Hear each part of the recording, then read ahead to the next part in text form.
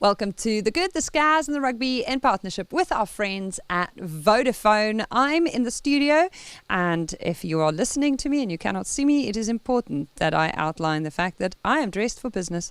I'm wearing a blazer because we are going to talk about some serious stuff today. But first, speaking of serious things, the Red Roses rocked Twickenham. Our Mo was there, and the Sugar Babes and the record crowd and the amazing halftime vibes and the sunshine, and our Scaz was on the BBC.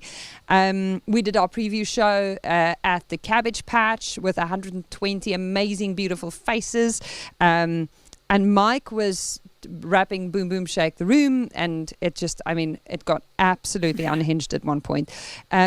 We're doing this episode from studio because we will have a guest on the couch next to me shortly.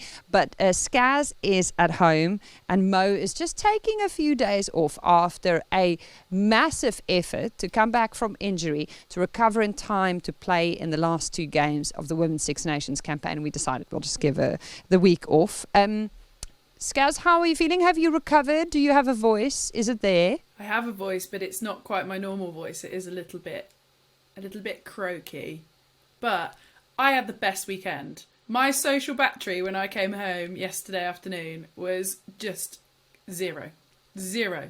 It was so much fun. There was so much going on. It was wild. We are going to have to talk about the patch shortly. Also, just shout out to the Welsh girls who have claimed the number 6 spot on the World Rugby rankings, their highest spot since rankings were basically instituted. Unfortunately for Ireland, not the campaign they wanted, but it has been a weekend of great celebrations. We watched all of the other games as well, and we need to definitely relive the magic of the weekend. So now our friends at Honda have asked us to come up with our one-word review, as we've done for the last few weeks, of the weekend's action. And I would like to reveal my one-word review. It is vaguely Mo-related, surprise. It's not scrunchy, and it's also not 58,000, 495, which is the number of people in Twickenham. It is, and I did what you did previously. I've ran out of real estate a little bit on my word. Coronene. Because in this country, no one ever calls anything what it's actually called. Last year, the Platinum Jubilee was the Platty Jubes. And now the cost of living crisis is the Cosy Lives. Oh, so that's for the coronation. And Coronene apparently refers to the coronation. It's obviously coronation week in this here kingdom that we reside in.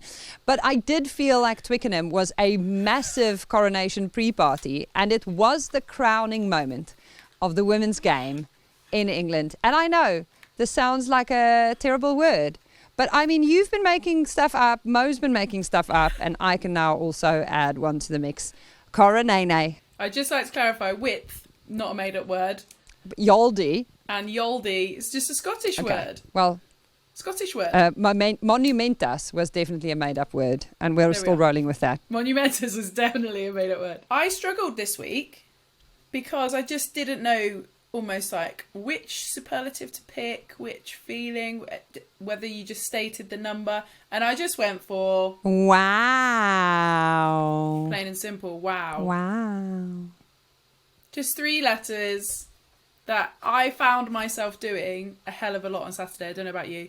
When I arrived at the patch, when I looked outside and there was a queue at 8:30, in fact, even before that, when I arrived at Twickenham on Friday evening and I was walking around to the Marriott and I just saw people in their kit, families, couples, grandparents, just like the whole shebang. Then the patch on Saturday morning, then the drive from the patch up to Twickenham for Katie and I trying to hustle back to get back in time for rehearsals. Unbelievable. I don't know how we didn't knock people off the pavement. It was just rammed. And then obviously the game itself, I was just wowing the whole weekend. My favourite wow of the weekend might still be the wow that escaped all of our lips when we got onto the stage at the Cabbage Patch for Le Crunch avec Branche to find little party hats on our chairs that featured our own faces. the most wow party hat. My face was lovely. I had like a really cheesy grin. Mo had her trademark $1 million watt smile. The Emily Scarrett party hat with the sticky outy tongue. I don't even know where that photo came from, but it was everything. I was absolutely done. Craig done me over. It was Mr. Hat himself, Mike Tyndall. Or Kath. Who made them? It was Mike Tyndall himself. I mean, Mr. Fascinator. Well, he made it. I'm blaming him. No, apparently he did have some help from Kath, our production manager, the boss lady of the logistics. I think she was in on it. And I heard that Sam, who runs all of the digitals, also got into on it. So there's actually a lot of people who ganged up on you. I can't even say the word gang. That hat haunted me all evening as well, because Katie, who obviously was with us during brunch, proudly wore it. She then kept it all day in her bag. Obviously didn't wear it on the BBC, funnily enough. And then all night she was wearing it. She had it round her neck, so it was almost like hanging out the back of her. It was ridiculous. But yeah. So that was her favourite thing. That was her favourite Katie Daly freebie. McLean was full value on stage. She told us how many times Lene Corson had told her previously that she hates her to her face during the Barbars tour, which was absolutely phenomenal.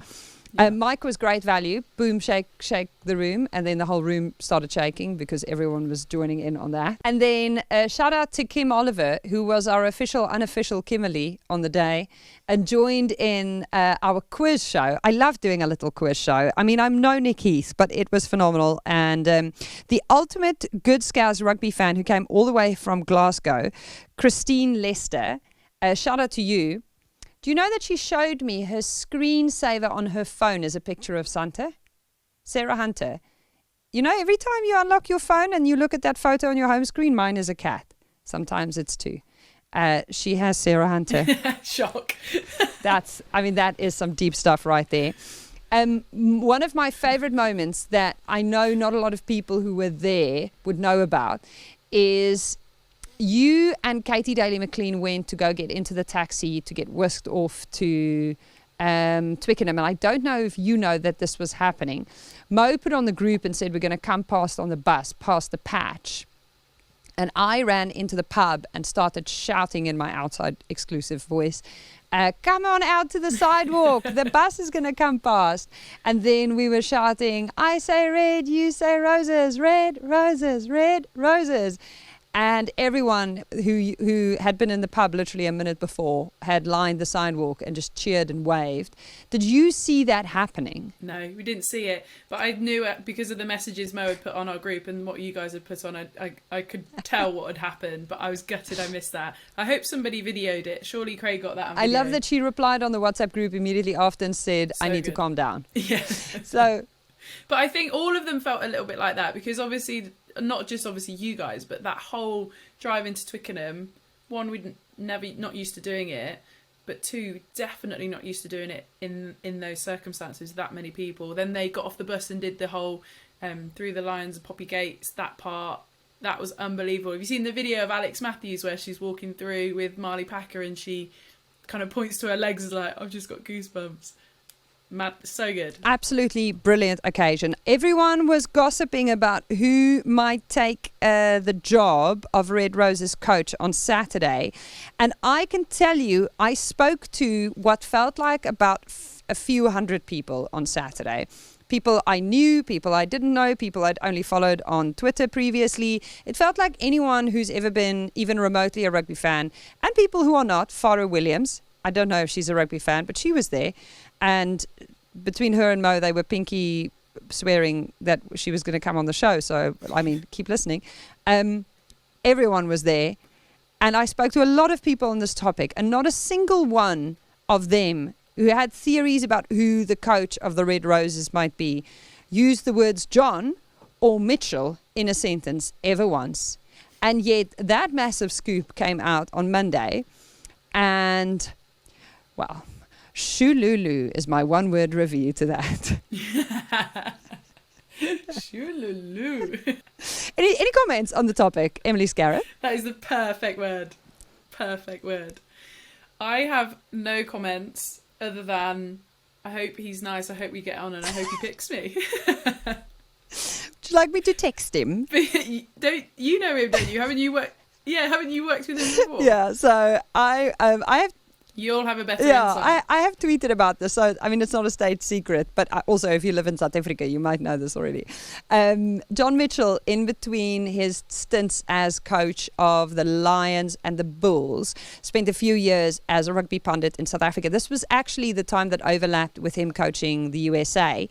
And so we did a bunch of shows together where he was a pundit and I was a host. And then I worked quite closely with a lot of the players that he coached at the Bulls and spoke to a lot of them about the experience of being coached by him. And people who have gone on to win a Rugby World Cup have spoken incredibly highly of the impact he had on their career and on their skill set and just generally how much they gained from the experience of working with him. So I have only the biggest respect for Mitch, both as a colleague, but as a person and as an incredibly astute rugby brain.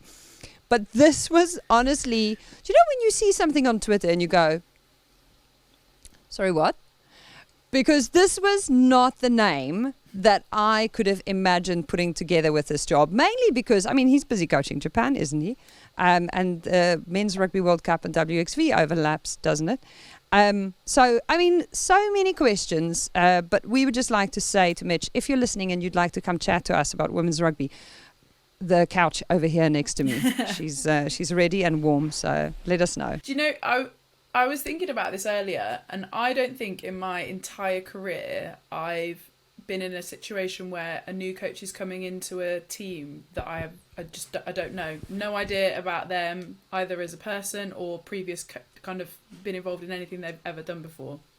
And to me, that's, well, arguably scary, but actually really exciting, because generally when people follow on from one another, you kind of continue on a similar path. There's tweaks, but the whole thing doesn't change too much. So I'm quite excited to see what happens. I love that. That's an interesting insight. And not something that I had even thought of. But yes, the women's game has until now been almost like a closed community of people circulating round and round. And we're in this really exciting era now where all kinds of interesting names are being bandied about. Can we go back to Twickenham? Sorry. Undeniably, one of the biggest highlights of the evening, outside of at one point turning around and thinking that I was hallucinating because I was sure I was seeing Jason Robinson standing there. But there was a part of my brain that went, this can't be happening because Farah Williams is also right here to my right, was our girl Mo riding the wave of enthusiasm in that room. And when I say riding the wave, I mean it in the most literal way because, she was crowd surfing. And I at one point told people not to film it because I'm such a killjoy. But I hear that there are videos of this, and someone actually DM'd me a photo on Instagram, and all you can see is Mo's feet and me absolutely canning myself.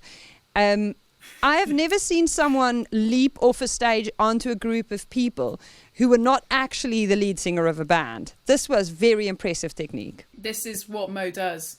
We've spoken before. You remember the New Year's Eve party where she's doing her chair trick that ends up on Instagram? This is what Mo does. You have to keep an eye on her because it won't be a planned crowd surf. It's not like, everybody, I'm going to crowd surf. She just disappears to somewhere high, and pretty much as she's jumping, she lets you know that she's about to crowd surf. So you can just see this like pure panic and knees buckling everywhere, trying to help this poor girl out and not let her just face plant the floor. But yeah. Luckily, there's lots of strong rugby players in that. I was going to say, if you've ever seen how thin my arms are, you'll know that it's really concerning that at one point I had her shin in my right hand because I was so worried that she'll come like wobbling off the top of this wave that she was riding. But luckily, lots of other people jumped in and saved the day, and she didn't have to rely on me much further. How did you end up with a glittery moustache the next day? Because I can tell you that the morning after that after party, nothing happened at my house, nothing whatsoever. In fact, I think I could only get myself to barbecue. I put on a little braai at 4. And prior to this, it was very slow going in tiny little increments. And yet, by that time, I was receiving photos of you and Mo wearing face glitter, and your glitter was in the shape of a glitter moustache. And you dipped out early, Elma. You should have been Well, fine. I mean, some of us are senior citizens and can't last that long anymore. Sorry. I didn't see the kebab shop, okay?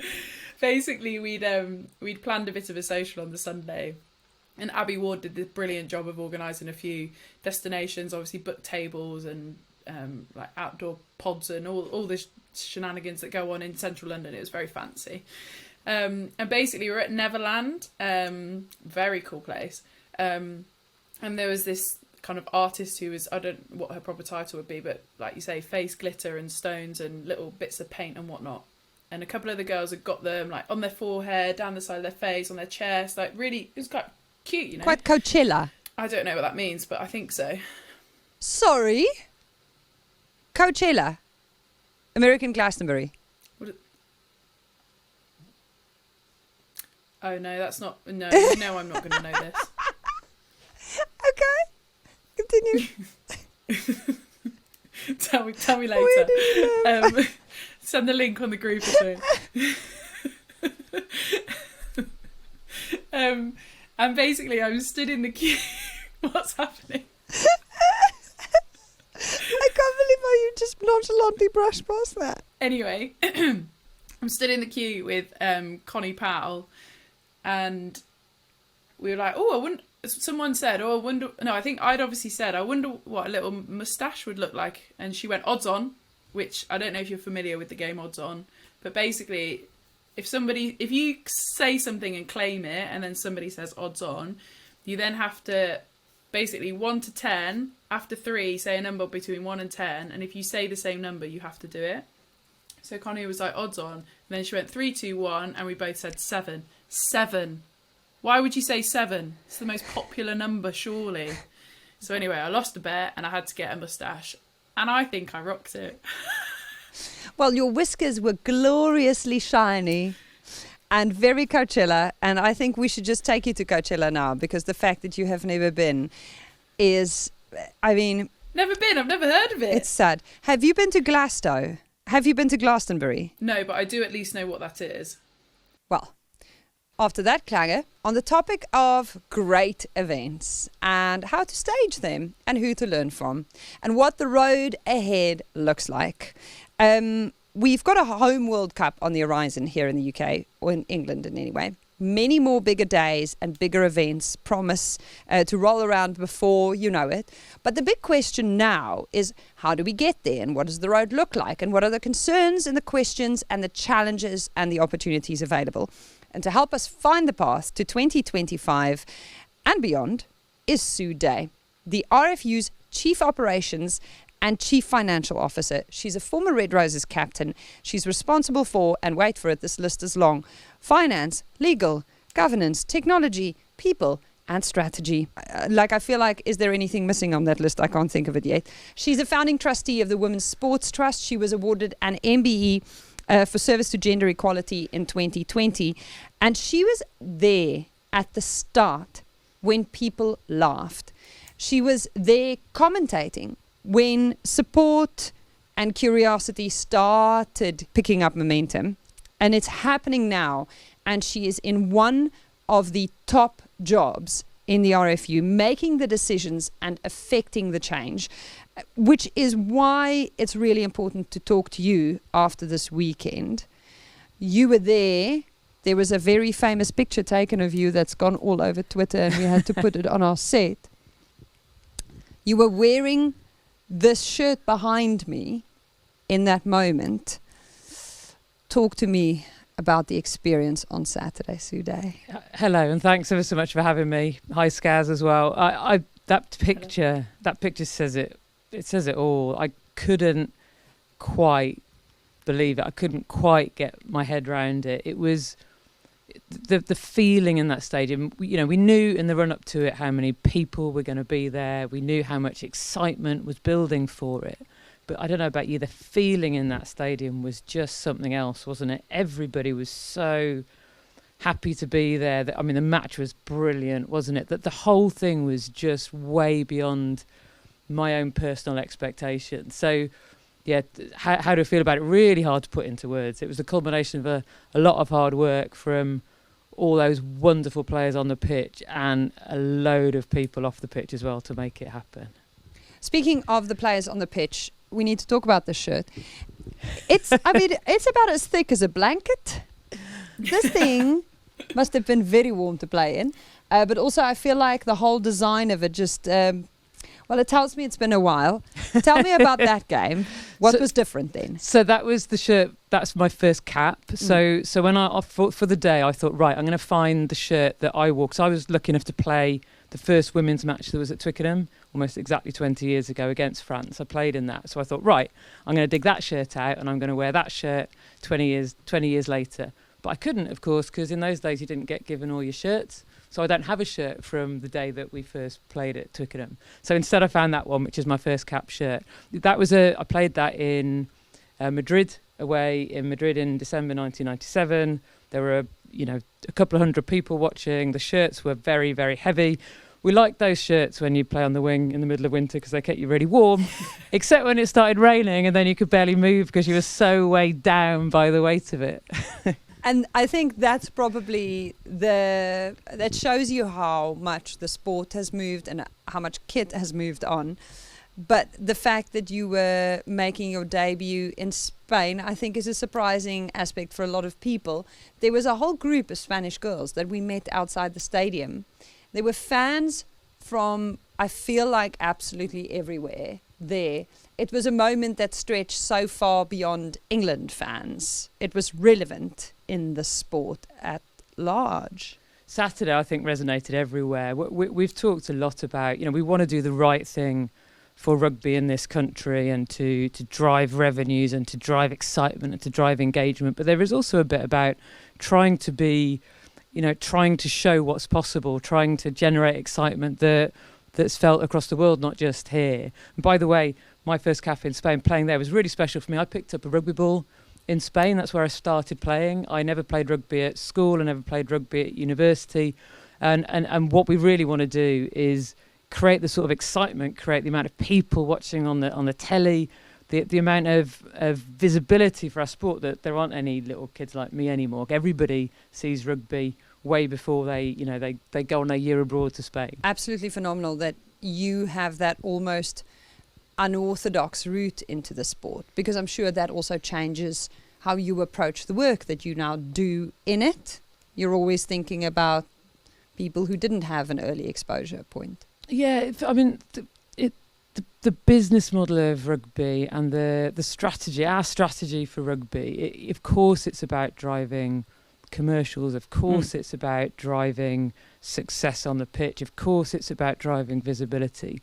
But why do we all do it if not for the love of the game? What do we really want? I want every little boy and girl to see these amazing women playing rugby, to see what women can be. Every little girl to think, oh, there's a space for me in rugby, whether it's playing, whether it's administrating, whether it's refereeing, whether it's coaching, whatever it is. Yeah, it's all about all the other stuff. But at its heart, but certainly for me personally, it's about making sure that the little Sue's running around at school, however many, I'm going to say how many years ago it is, 'cause I'm very old, they'll have the opportunity to see rugby now, hopefully, and have the opportunity to see these amazing role models. I think certainly when I was first coming into the squad, so many of the girls that were obviously older than me, they didn't start playing rugby until university. That was like the common way of people getting into rugby. People, their first exposure to it was a lot of the time at university, and you're like 18, 19, 20 years old at university. Like the amount of time that you've missed potentially in those early years is huge, and we just don't see that anymore. I started playing when I was 5. Loads of the girls now, the youngsters, they've come through age groups where their sections have got phenomenal girl sections, etc. And it's like, I agree, that's one of the best things. I'd love to see it more prevalent in schools as well.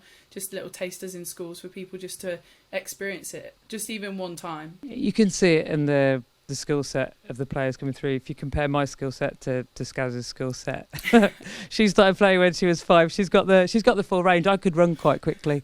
The rest of it, a bit more of a stretch. But you can see it, the players coming through now. They've just phenomenal skill sets, and that's because they've been playing from a younger age, getting that coaching from a younger age, and really really understanding the sport from a lot sooner than my generation. Now, let's talk about your day job now. I mean, that list of things that you are responsible for is very long. You report to the CEO, Bill Sweeney. Yes. What does is there an average day? What is an average day? What do you do at work? People ask me that a lot. There's no average. I moved from working in advisory and financial services into the RFU 5 years ago. And the biggest thing I was worried about when I moved was, moving out of advisory when you're going from project to project to project, so exciting, so much variety. I was really worried that I'd be a bit bored and it'd all be the same. I couldn't be further from the truth. There is so much variety. There's so much going on in rugby at the moment. We're trying to drive the growth of the women's game. At the same time, we're trying to do the master planning for redevelopment of the stadium. We're trying to affect digital transformation to make sure we're engaging younger fans. There are so many of rugby's fans are, let's call it, slightly older demographic, and we've got to make sure we interest young kids.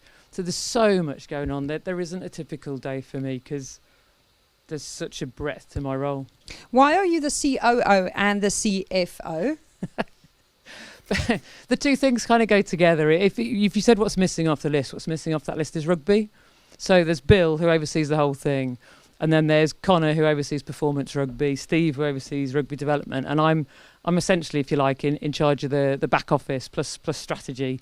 I also have an exec lead role for inclusion and for the women's game to make sure that the women's game's got a brilliant director in charge, Alex Teasdale, who did so much in the run up to making Saturday happen and our whole strategy.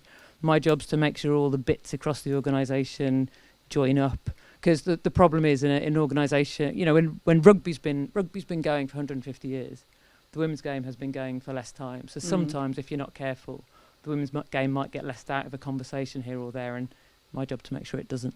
You keep the beast accountable from literally the inside at all levels of it.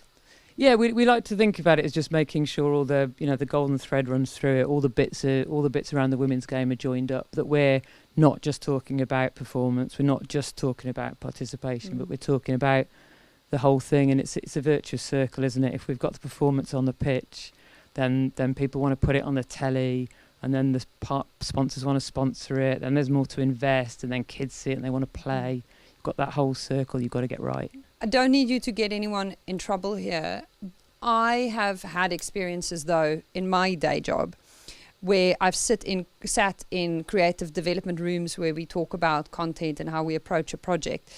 And I've put ideas forward, and then I'd often be the only person in the room who was born female. And then we'd go around the room, and the idea would kind of make its way around. And by the end of the conversation, we'd circle back to me, and we'd have talked ourselves out of doing it. And then it has literally happened before that I'd go, sorry, last time I checked, I'm the only woman here. So I'm going to reserve the right here to say, you must all just sit down and listen to me when I say that this is really important and we do need to do this. Has there been an example of where you've gone, whoa, stop? I have some insight, yeah. Of course there has. I mean, we all experience it everywhere in just about every walk of life, don't we? Every institution in this country, everything has been set up in a certain way, and in most of it, women are generally coming to it a bit late. So, yeah, absolutely, that's happened. And the more women that we can get into positions of influence, the more women that we can get into the rooms where decisions are made, the less that happens. And I don't think anybody ever does it on purpose. People don't realise that they're unconscious biases. They don't realise, if they're not thinking about things from sort of the full perspective. But the more of us there are in the rooms, the less that happens, right? Yeah, and the more participation there is.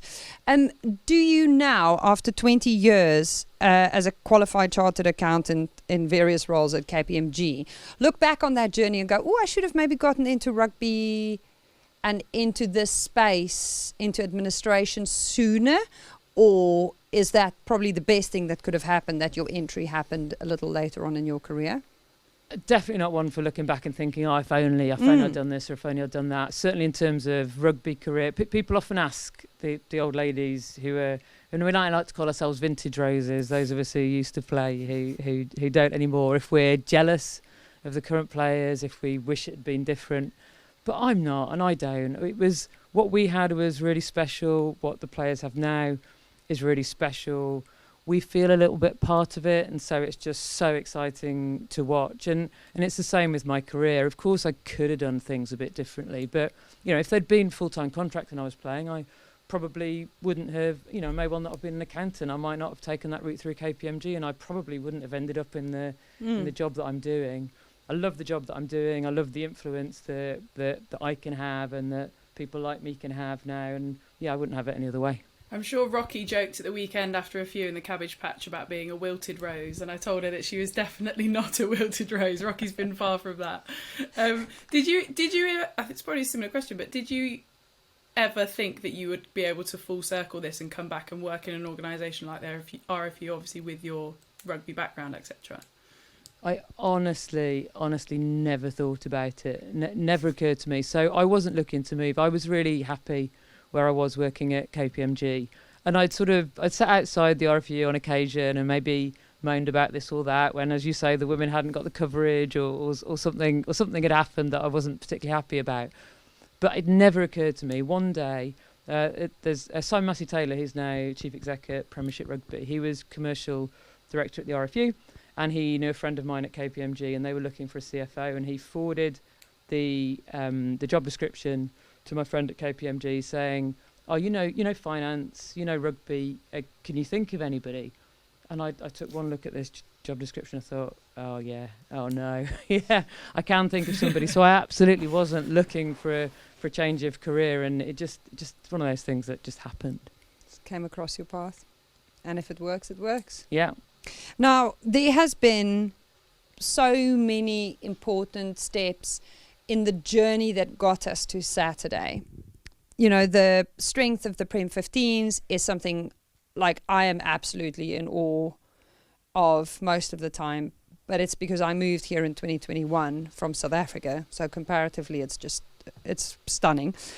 Taking the Red Roses up and down the country to venues all over the place, obviously massive. Staying ahead of the curve with central contract and a lot of really key decisions that have just consistently been chipping away at this project. Is there, if you had to write a manual, for example, for people in other countries, on how to do this, is there a thing that has made the biggest contribution? Is there a step or a decision that you can now isolate and say, if we didn't do that, we wouldn't have gotten here? That is a really difficult one to answer, because I was talking earlier about sort of the four strands of this. There's participation on the pitch, success on the pitch, visibility off the pitch, commercials off the pitch, and you need to move all of those four at the same time. If you've got no little kids playing, you get no future players. If you don't have future players and a brilliant product on the pitch, there's nothing you can sell to broadcasters and sponsors. So I don't think I could call on any single one, but the drive to commercialise currently is the absolutely critical one. So we know that there are currently challenges in rugby. There's no point pretending that there aren't. We've all seen the newspapers. We've seen what's going on in some parts of the professional game. And so to drive more and more to invest into the women's game, we need to drive the commercialisation of it. And for me, I think Saturday was the culmination of maybe I'll put my money behind one bet, but Saturday was the culmination of the one thing that we can really impact. It's it's hard to make an impact in all those areas, but if you can put on brilliant events with a brilliant team on the pitch and create the brilliant sort of atmosphere that we created on Saturday, that level of excitement, if we can generate excitement in our sport, then everything feeds off that, because people want to buy tickets and broadcasters and sponsors will want to be involved and little girls will want to pick up a rugby ball. So maybe that's cheating, but there's something about that gold dust of excitement that we can create around our sport. Have you found that the kind of appetite for sponsorship and the commercialisation, etc., from, I guess, companies, organisations, whatever, is getting better, or actually is like rife at the moment and people really want to get involved because they understand that it is a bit of an investment, and maybe you pay a bit forward now, and actually, you hopefully will reap a hell of a lot more reward once we continue pushing this game forward. It's definitely getting better, the interest in the product. I think there is always a lag, so you have to create the brilliant product and the excitement, and then gradually the commercials catch up behind it. Because again, you were talking earlier about, the people in the rooms making the decisions. Sometimes the people in the rooms making the decisions about where to put their sponsorship pound or whatever it might be might not have the same view as you and me about what's exciting and what's going to get them their return. So yeah, we're definitely starting to see that, but we mustn't be complacent. There is a long way still to go to, bluntly, to drive all the returns that we want out of the women's game, to be able to invest everything we all want back in. Now, the lazy view in the sport is that the men's game is propping up the women's game. What do you say to people who make that point? It's not propping up the women's game. We're certainly, at the moment, we generate most of our money from the men's game, absolutely. And some of that money we invest back into the women's game to drive growth. But why is the men's game driving most of the revenue? Because the men's game has been going for, 150 years? We weren't even allowed to play for 4/5 of that, right? So yes, of course, the men's game is driving a lot more revenue at the moment. But what I say to that is, well, look how much growth potential therefore there is in the women's game. If you're investing money, surely you would want it to go somewhere where you'll see growth.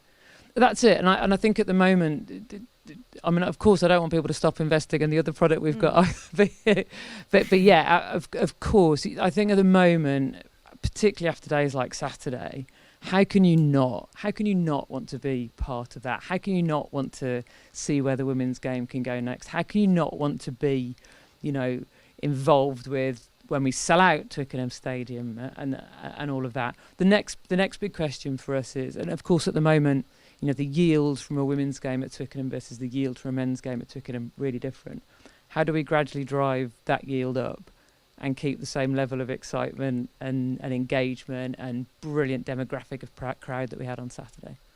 What is the yield on a game day like Saturday? If you are selling tickets at £10 a head, 58,000 people, it's not that bad. It's not that bad. It's not that bad at all. No, absolutely. So the yields will be higher than that. So the average ticket yield for Saturday will be about £17. So you multiply that by 58,000, you're up revenue-wise, it's not far off $1 million.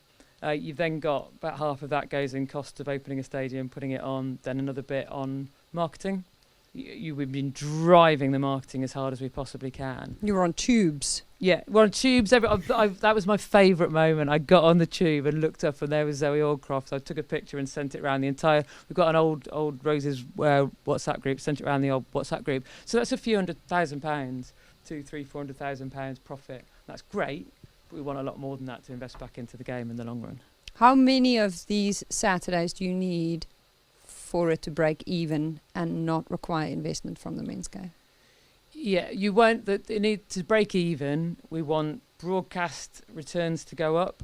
We want sponsorship returns to go up, and we need ticketing revenue yield to go up. So it has to be a combination of all of those. Just with the matches, you need.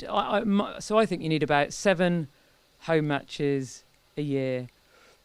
They wouldn't all be at Twickenham, but eventually, in order to break even, you need 7 home matches a year at Twickenham with the yield that we're starting to talk about, plus a few million of broadcast, plus a few million of sponsorship. Costs a lot of money to put a women's business case together. And broadcast is, well, certainly in other contexts, often by far the biggest money spinner. England and the RFU is in a particularly positive position when it comes to hosting events at Twickenham and the kind of revenue that yields. That is not necessarily the case everywhere in the rugby world. And a lot of unions largely subsist on, certainly, probably a majority at the very least, broadcaster income, TV rights money. Yeah.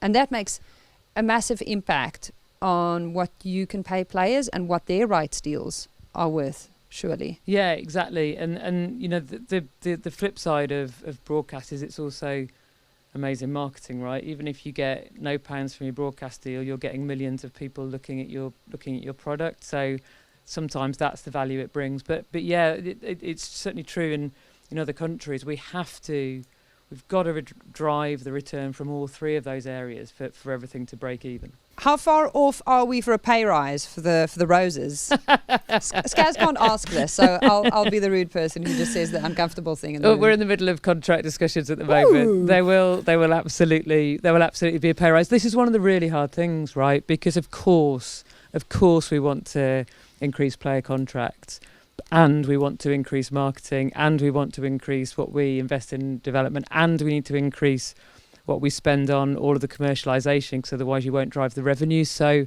of course we really value our players, and of course we want to increase the contracts, and we have to make sure we're being so careful with those decisions so that the whole business model is sustainable and it does break even. At the moment we're looking at a 7 to 10 year trajectory for it to break even, and then start to invest money back into growing rugby.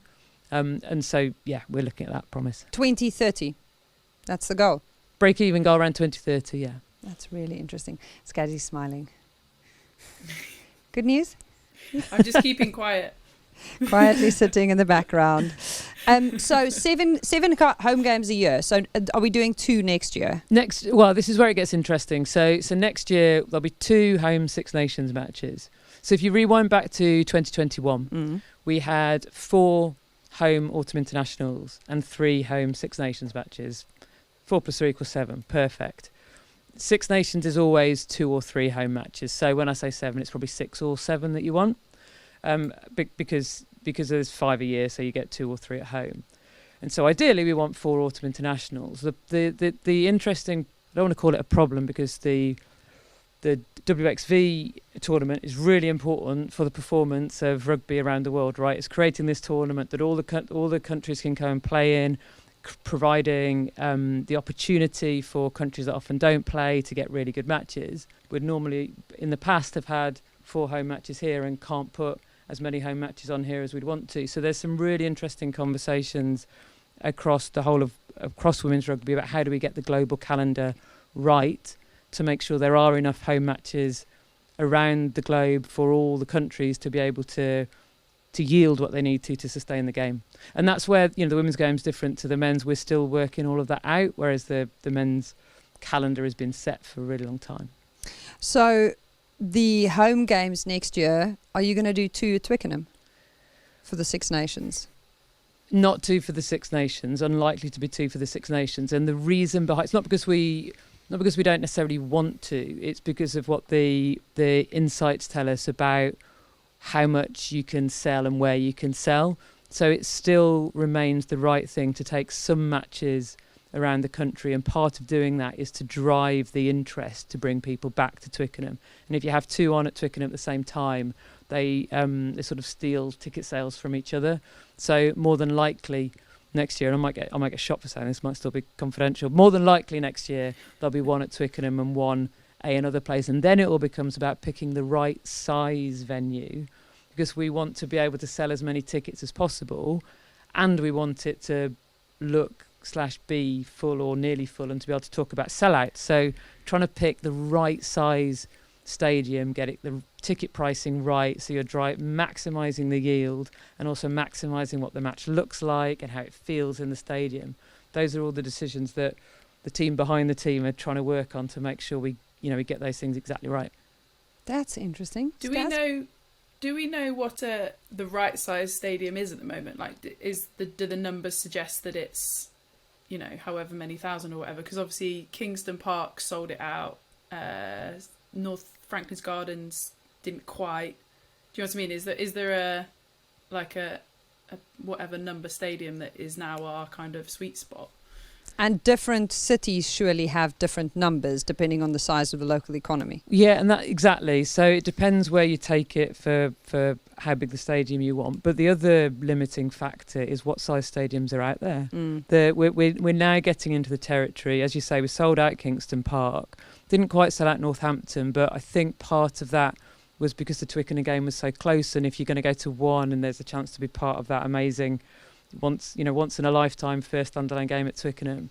So, that starts to suggest that north of 20 out in the out around the country potentially, and then finding the right size stadiums for that is difficult. But the data isn't perfect still, because we didn't sell out Northampton, and that is just over 10,000. So if we're not careful and we go to the wrong place and go for 20, then do you not sell it out? And so that's all the stuff that everybody's wrestling with. And I'll probably go back to the office and I'll say, what are you talking about? Because I'm the one who counts the numbers and makes sure all the strategy joined up. They're the ones that there are people whose absolute specialism this is.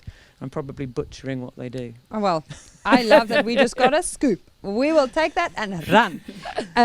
Now, speaking of scoops, last week we had Linnea Corson on the show. She spent most of the episode telling Scazzy how boring England plays and how much she doesn't like English people. But we also asked her, gotta love having a great French friend. We also asked her about France. I bumped into her at the patch after the game on Saturday, and I said, okay, how long until we get to do what we just did there in Paris? Grenoble had 18,604 fans up in the mountain tops. How far off seeing something like this in a country such as France next year are we? So I don't think we should be very far off seeing it in France. If you look at the broadcast figures, there are twice as many people interested in rugby in France than there are here. If you look at in the history, Scaz and I both played in France. When I played, we always look forward to the France away game, because they always took it to a local town and sold out the stadium. So they were always much higher ticket sales in France. So we know in France the interest is absolutely there. So we shouldn't be far off seeing that in France too. I'm surprised, given the consistency that they show in their numbers of supporters and, like you say, viewing figures and stuff, that they're not the ones that have done this kind of landmark world record event. But I don't know whether it's because of obviously how their model is, and they're very kind of regional, aren't they? Their supporters come from those local areas when they travel around, etc. But I don't know whether, as a French person, I'd be a little bit frustrated that, given the consistency and the brilliant numbers they've shown for so many years, almost, that they've not just one or two pushed on those numbers. I don't know. I feel like, because we played the Six Nations, the last game of the Six Nations last year. I always forget where we played. Bayonne. But we played in a stadium that they'd sold out, but the end was being renovated, so one stand wasn't even being used. And you kind of felt like, oh, surely this is a missed opportunity. Essentially what was, in the end, a Six Nations final, to just, potentially, have it somewhere bigger. But maybe, like you say, the stadiums around are the tricky bit, and the numbers that they have.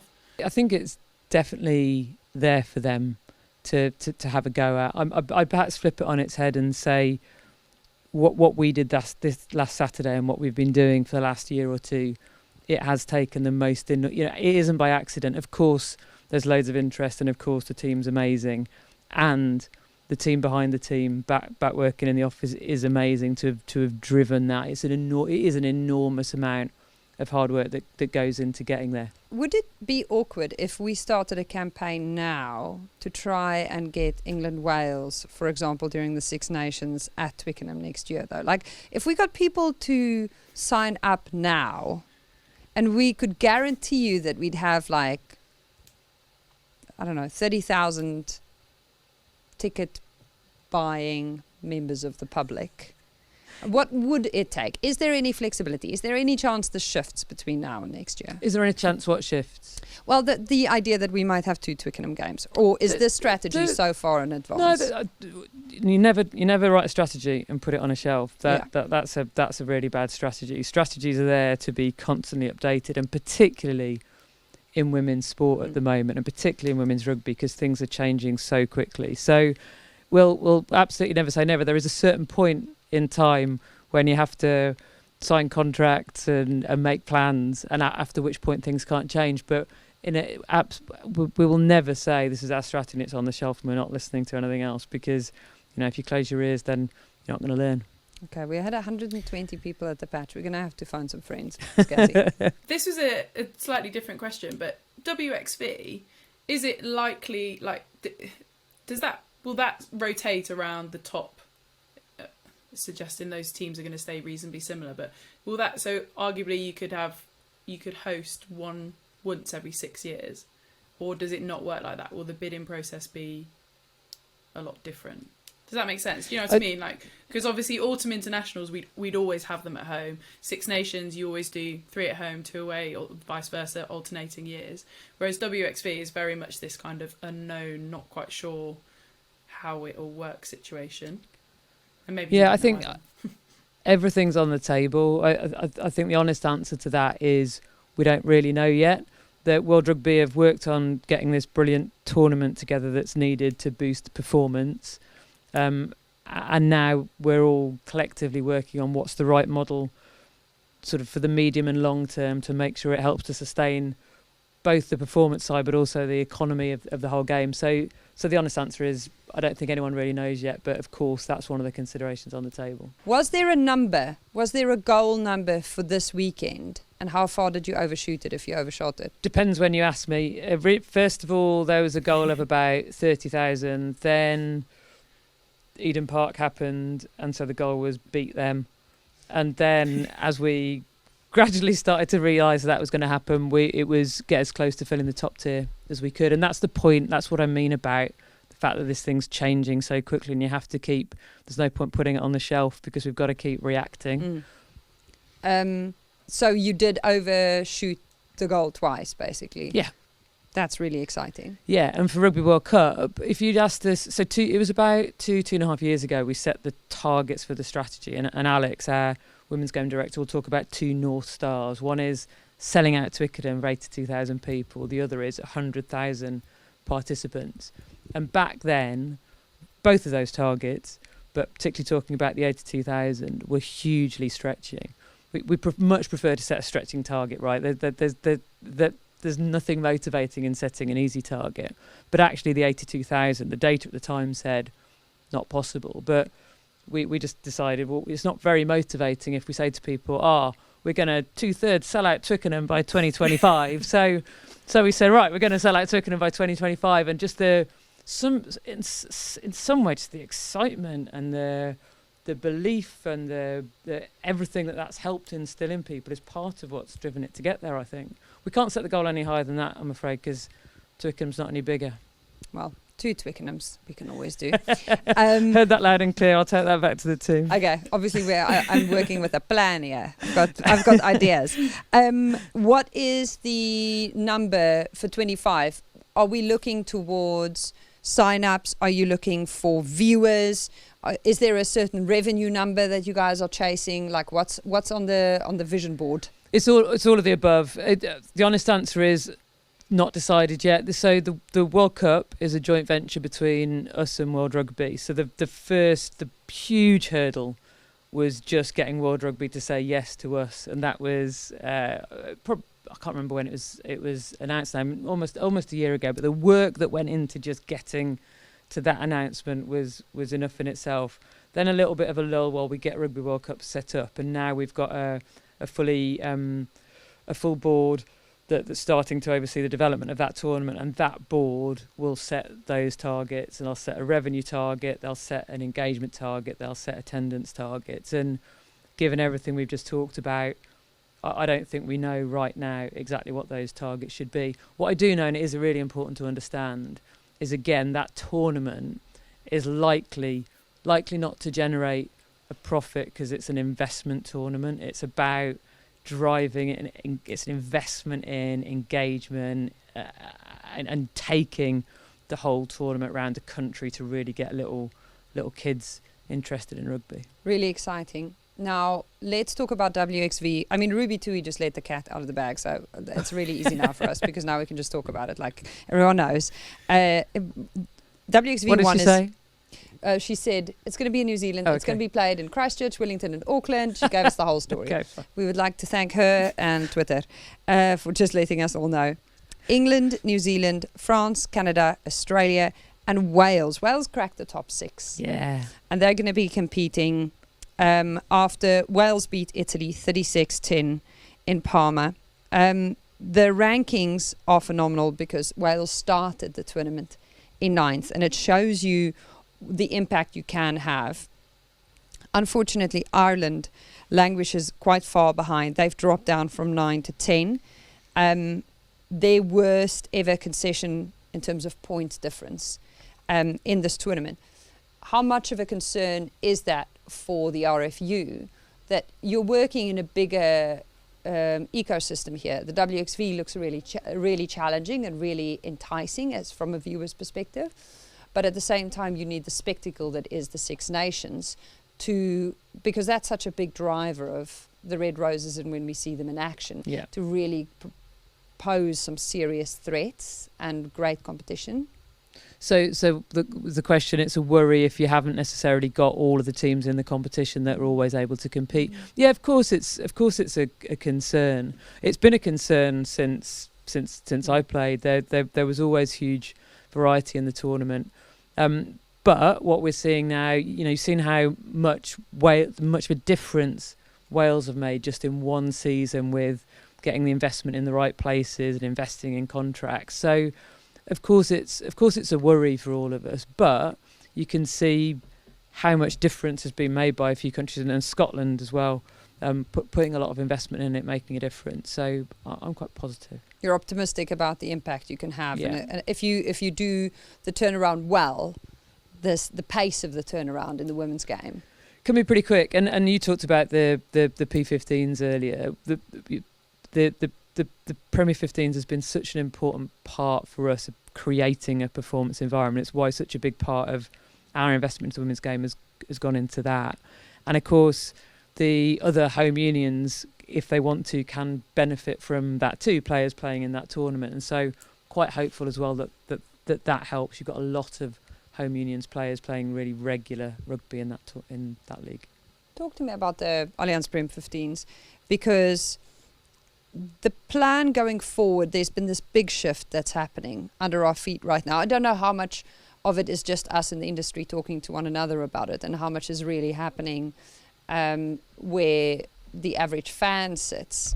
At this stage, you wouldn't have noticed much yet. What is the plan with the Prem 15s going forward? What is the goal? Yeah, so from where I'm sitting, as an administrator in the boardroom, the first big thing was, well, let's create this business model that we can all get behind. Let's make it a joint one between us and the club so that everybody feels genuine ownership of this and feels like they, can influence it and get a return from it. So this is genuinely a league owned by all of its participants in terms of clubs and RFU.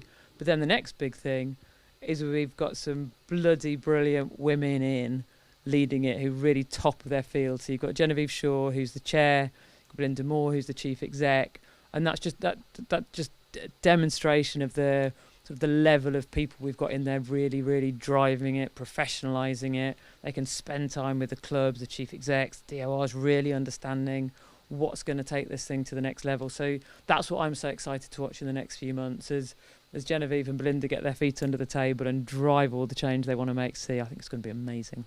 How much is it different to the men's model, or is it pretty much the same? It's similar to the men's model in that all of the clubs have ownership of the league. The difference is that we also have some involvement in it, and I think, without wanting to speak out of turn, I think that helps because we are all driving for the same goals. Us, every single club in it, we've got a really clear set of agreed objectives for this league, what we all want to achieve out of it. And the RFU isn't relinquishing control of it, or is it? Yeah, we have relinquished a lot of control of it. So it's gone from being 100% RFU-owned competition to one that is majority owned by the clubs with some ownership for us. So you can imagine, as a 150-year-old national governing body, that's a big leap for us to say, no, we're comfortable with letting go of control because we know that the clubs, quite rightly, they're putting a lot into it as well, need to feel genuine ownership and influence over that. We don't have a controlling interest in the new league. Why now? For a few reasons. So one, all those things I talked about earlier in terms of participation, success, visibility, commerciality. A successful league is such an important part of the drivers for those locally. If you think in every region of the country, if you want to drive engagement, people being able to turn up at matches, you need a really good league. If you want to create role models for kids to aspire to be. If you want to have a performance pathway, you need a good, thriving club game all around the country. So for that reason, and bluntly, because about 2 years ago, I've got a really clear memory of sitting on a call with a number of the clubs, and they were saying, I don't think you're doing enough to really drive the marketing, the commercialisation of this league. Maybe there's a different way of doing it. So to your point earlier about listening, we listened to that and thought, yeah, you might be right. And we put a working group together between us and the clubs to say, right, what is it we're all trying to get out of this, and to co-design it and to co-create a business model and to, co-create this league that we've come up with now. It's really interesting for me because I come from a place where everything is aligned in the same structure. And this is very much the same in New Zealand, where central contracting means the people who play for the Crusaders are also contracted for the All Blacks. Yeah. And they all play in a certain way that is directly aligned to how the All Blacks want to play. And it boils down to, resource, but also the actual rugby on the pitch. Why is that not the better approach? Why relinquish control? So we're not relinquishing control of everything. What we're relinquishing control of is ownership of the league.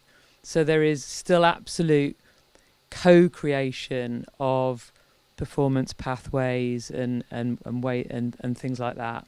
And actually, I'd argue what human beings are happiest getting behind something that they feel part of creating, and that's what we think that we're creating. They feel less happy when they're being dictated to.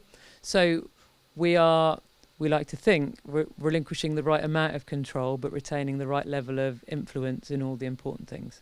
How does that influence function on a day-to-day basis then? When you say we're co-creating the setups and the workflow, like how does that actually look? Give us an example. Gosh, so for a start, there's a board that oversees the whole thing. So that board has representatives of the clubs on it and representatives of the RFU on it. And so that board sets the objectives of the league, sets the strategy of the league, and then everything that flows from that. So that's the best example I can give. It literally all flows from those things that are sort of the vision and the direction is set from the top. Obviously, it's not necessarily something Daisy will know the answer to, but something I think we've all got to try and push is obviously translating what we saw at Twickenham at the weekend and filtering that into our domestic game in terms of audiences and engagement and all of the above. Because I think, obviously, we've had good crowds for a while now at England games. Obviously, 58,000 was the absolute peak and pinnacle. But getting then, 200 around a Loughborough game or I know there's been thousands at some games as well quite regularly, but obviously there's a huge disparity still there. It's not really a question, really. It was just more a point. What is the thing that is needed to get 58,000 or some of those 58,000 people to also be regular attendees at club level games in the Prem 15s? Yeah, so I'm the wrong person to tell you the answer to that question. I'm the right person to tell you it's exactly the right question to be asking, and the right people are asking it. And that's exactly why we've got people like Belinda now in leading P15s to make sure that, it's top of her agenda to work with our teams who are promoting the England matches to work at how we do that. How do we, I think it's true for rugby in this country, how do we convert England fans into club fans? How do we make sure that all those millions of people who love rugby in this country are turning up more often on a weekly basis to club rugby? And Leicester Tigers and the Ealing Trailfinders en route up. What excites you? You immediately gave me a smile there when I said their names. Just because it's exciting, isn't it? Two new clubs in the league, two teams. It's what a challenge for them to create the teams and the pathways and everything to be part of the league in the future. Just really excited to see how it all pans out. My hometown's buzzing, Elma. Hometown girls, Scaz is so here for the Leicester Tigers. Yeah, Leicester are coached by one of my old teammates. We used to compete for the number 15 jersey, me and Macca, Vicky McQueen. Love it. So now, on the topic of old teams and you competing, Wasps. You're sitting next to the Wasps shirt. For those who don't know, Sue was the president of Wasps FC from 2013 to 2018. Played for Wasps for 14 years. Both them and DMP have had a very tough year. And I'm sure for you, as someone who has more than enough skin in the game at so many different levels, this is really tough to watch. Yes. There's no point pretending otherwise. It's been really tough to watch the struggles at Wasps. It's the club that I played for from the moment I moved from university to the moment that I retired. 14 years at Wasps. Every single club match was for Wasps. So to see the struggles that they're going through and to know the individuals who are part of that struggle, it's been, clearly much harder for them and much harder for the club, and yeah, horrible to see. Of course, it's been really tough to watch what's happened to both the men's and the women's teams. And there is a 150-year-old amateur rugby club called Wasps FC that is still in Acton, week in, week out. Go down there on a Sunday and you will see the pitch absolutely covered in minis and juniors wearing black and yellow. So that for me, that's been a source of, I don't know if comfort's the right word, but be able to pop down to Wasps FC and see the vibrancy of that club from time to time is a good reminder. Let's talk about what's next. We do need to talk about the Allianz Prem 15s because we've just had the cup round out this weekend. Congratulations to Chiefs who came out victorious. That competition's drawn to the close. The Six Nations, she is wrapped up. We're set to return to the Prem. Gloucester Hartpury Chiefs already qualified for the playoffs. Gloucester, Surrey's looking for third. Bristol and Quins battling out for fourth. Quins and Bristol, really exciting. How do we match the crowd sizes in these last few games now that we have this momentum? Is it something that you guys have kind of come up for air, and are people actually talking about, okay, we've hit 58 at Twickenham, how do we just in the next few weeks convert all of that momentum? Yeah, there's a sudden flip from, all the effort is getting everything right around that match, but of course it never stops, does it? There's some really important matches coming around the corner, so you get to enjoy that for a few hours on Saturday and then get back to it on, well, I was going to say Monday, but Tuesday. On Tuesday. Thank you to the bank holiday. We would like to thank it for coming around at a very opportune time for a lot of people who were at that very big after party on Saturday. And Yes. you did 2 days as mature adults to recover from their appetite for socialisation. So are you saying we have a sold-out Prem final on the horizon? We don't have a sold-out Prem final yet, so everyone go and buy your tickets, but absolutely that's exactly what we're pushing for. If Gloucester gets the final, it will be sold out 100%. 100% the Gloss. Mo will physically buy all those tickets and hand them out. Walk around Gloucester and hand them out. The chair of Gloucestershire Tourism would like to invite you to come over to her house and come watch the Cherry and White in the final. But that is the goal, is that if you've watched it this weekend, if you didn't get to go to Twickenham and you're within reach of that, go and get yourself a slice of the action. Yeah, and last time there was a sellout at Gloucester. What an amazing atmosphere it was for England, Wales there. We know that there are amazing supporters of the women's game in Gloucester. We know that Gloucester Hartpury themselves get pretty good turnouts in crowds. So yeah, everyone go and buy your tickets. And then, as if your CV and absolutely phenomenal contributions to the game isn't long and impressive enough for those who don't know, Sue also played in a Rugby World Cup Sevens tournament, just, to add to the mix of really impressive things. It's Toulouse Sevens next weekend, the 12th to the 14th of May. GB has Fiji, Spain and Japan in their pool. I know our Scaz is very passionate about qualification for Paris.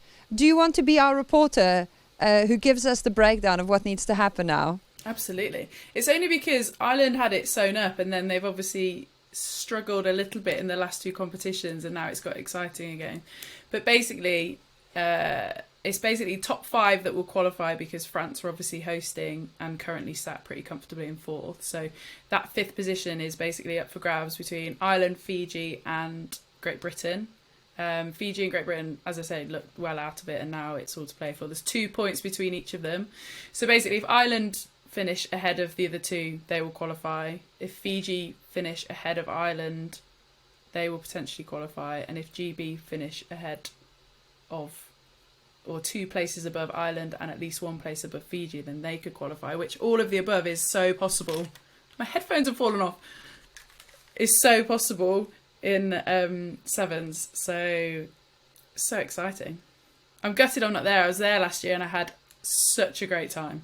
Absolute vibes in Toulouse. Aren't you glad you're not commentating on that? I was going to say, no, I prefer to commentate. I can't cope with the nerves when I'm not commentating. Watching something like that and just having to watch it as a spectator, terrible. Commentating on it when you have to focus on being a commentator, way easier. Really? Yeah.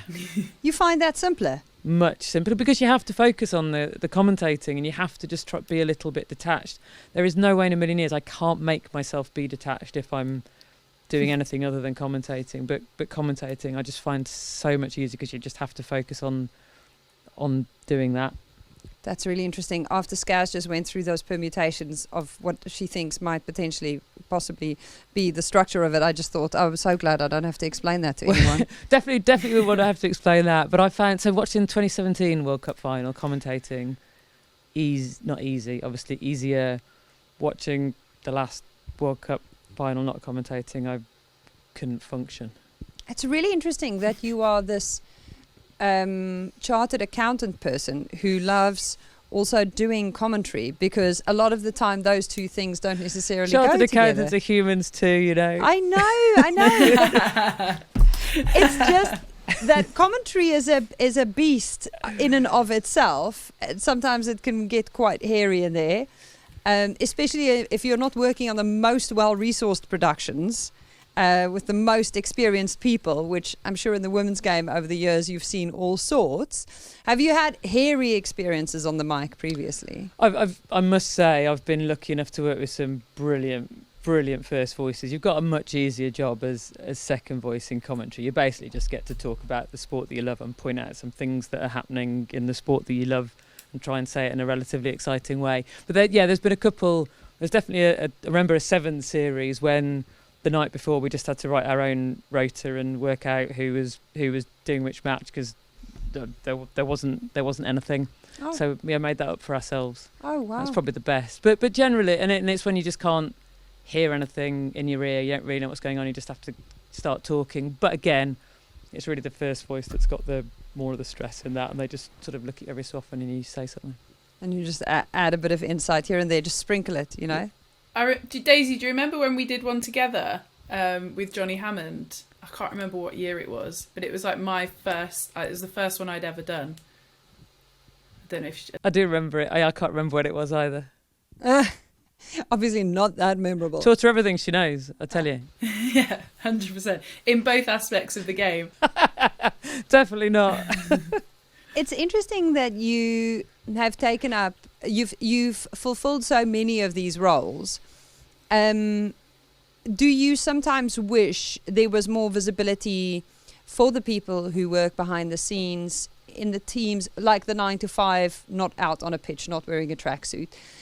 People who make a lot of what happens in sport and administration possible and successful. This being a really good example of a great successful event that came off. Many players, when they leave the sport, go into directions like coaching, or in other more practical applications, physio or, team managing.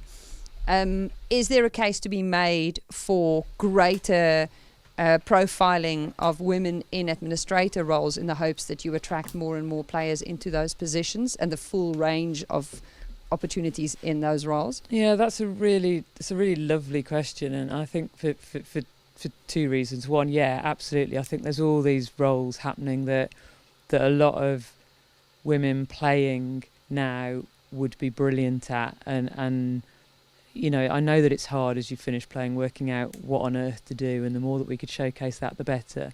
It's also a lovely question because on Saturday there was a brilliant team behind the team of some people who, you know, just quietly get on with their job and have done for many years behind the scenes, who work really, really hard for really no credit's the wrong word, but you know what I mean. And it would be lovely if they could have had if somehow we could create a way for them to have their own little celebration moment behind their own little banner and to celebrate the 58,000, because there a huge amount of work went into that, and there's some people there who deserve a huge amount of credit.